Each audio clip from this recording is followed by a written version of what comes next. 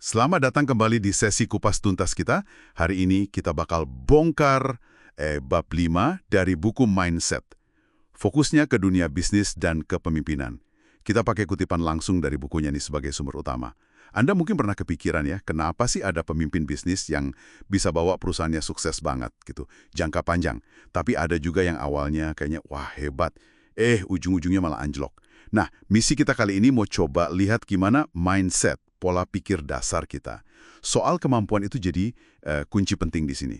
Betul sekali. Kita akan lihat gimana dua pola pikir yang kontras ini ya. Fixed mindset atau pola pikir tetap sama growth mindset, pola pikir bertumbuh. Gimana dua hal ini ngebentuk cara pemimpin bertindak, bangun tim, dan akhirnya ya ikut nentuin nasib perusahaannya gitu. Ini bukan cuma soal katakanlah strategi bisnis biasa ya, tapi lebih ke dalam, ke psikologi di balik kepemimpinannya. Mindset dulu kali ya.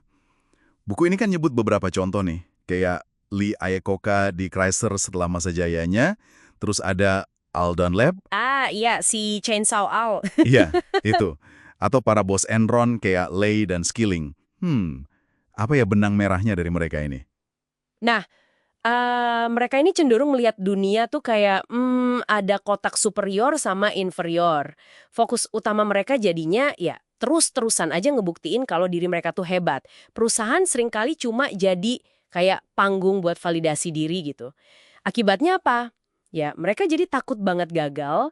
Terus kalau ada masalah, gampang banget nyalain orang lain. Kayak Skilling di Enron itu kan nyalainnya dunia luar. Oh iya ya. Terus nutup-nutupin kesalahan. Dan seringkali mereka ini agak nggak nyaman gitu kalau dikelilingi orang-orang hebat lainnya. Maunya jadi satu-satunya bintang lah intinya. Yaitu pembuktian status superior jadi prioritas utama. Masuk akal sih. Jadi kebayang kenapa Iacocca misalnya jadi defensif gitu ya, terisolasi, nggak mau dengar masukan lagi pas udah sukses. Atau Enron yang ambruk itu kan bukan cuma soal nipu-nipu aja ya, tapi emang karena budaya arogansinya itu. Betul. Para pemimpinnya ngerasa paling pinter, paling hebat, nggak mau ngeliat kenyataan pahit. Ini yang disebut nyiptain budaya kejeniusan itu ya. Tepat. Jadi suasananya tuh kayak Anda dianggap berbakat atau enggak sama sekali. Kudu kelihatan jenius terus setiap saat. Nah, ini kontras banget sama temuannya Jim Collins di riset Good to Great itu. Oh iya, gimana tuh? Pemimpin yang justru berhasil bawa perusahaan dari katakanlah baik jadi luar biasa, itu malah nunjukin ciri-ciri growth mindset. Fokus mereka beda, bukan di citra kehebatan pribadi. Menarik, menarik. Terus, gimana wujudnya growth mindset ini kalau dalam kepemimpinan? Contohnya tadi ada Jack Welch di GE, atau Lou Gerstner pas di IBM ya. Apa sih yang mereka lakuin beda? Kuncinya tuh di keberanian buat ngadepin kenyataan, sepahit apapun itu. Mereka lihat itu sebagai data aja buat perbaikan, bukan kayak, wah ini fornis buat diri saya. Mereka percaya banget kalau kemampuan, termasuk mimpin, itu bisa dikembangin. Jadi ya tantangan itu peluang buat belajar. Welch misalnya, dia kan terkenal keras soal kinerja, tapi di sisi lain dia juga menekankan banget pentingnya dengerin masukan dari bawah. Ngasih apresiasi yang tulus, terus ngebina timnya. Mecahin masalah bareng, bukan cuma mempertahankan status quo. Jadi, keyakinan soal pengembangan ini bukan cuma teori di level atas ya.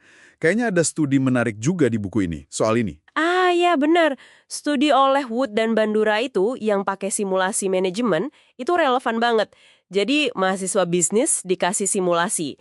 Yang dikasih tahu kalau simulasi ini ngukur kemampuan dasar mereka, ini kan mancing fixed mindset ya. Iya. Mereka cenderung gampang nyerah kalau targetnya susah, terus kurang efektif gitu ambil keputusannya. Nah sebaliknya, kelompok yang dikasih tahu kalau skill management itu bisa dikembangin lewat latihan, ini kan growth mindset. Oke.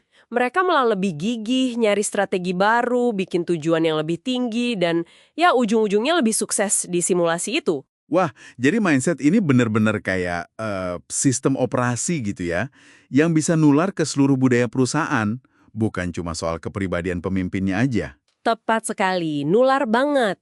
Ada riset lain juga yang dikutip di buku ini, ngebandingin perusahaan dengan budaya pengembangan, growth mindset, sama budaya kejeniusan, fixed mindset.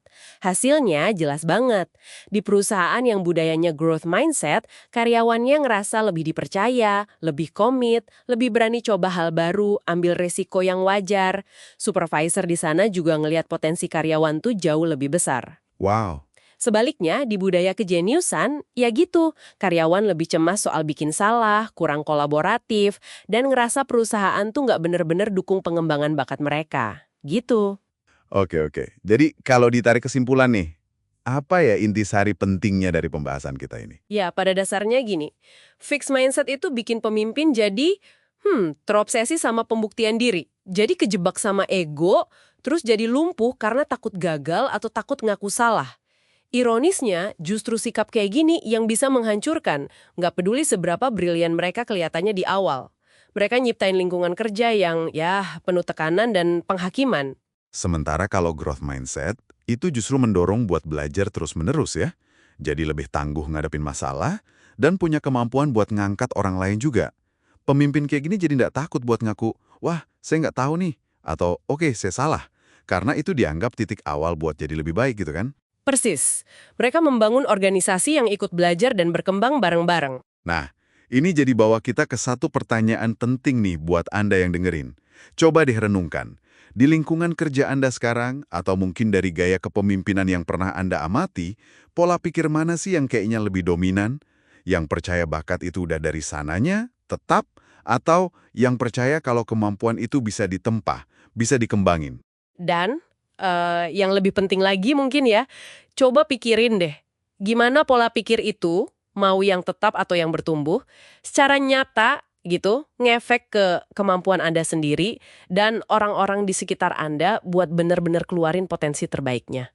Sesuatu buat direnungkan lebih dalam lah.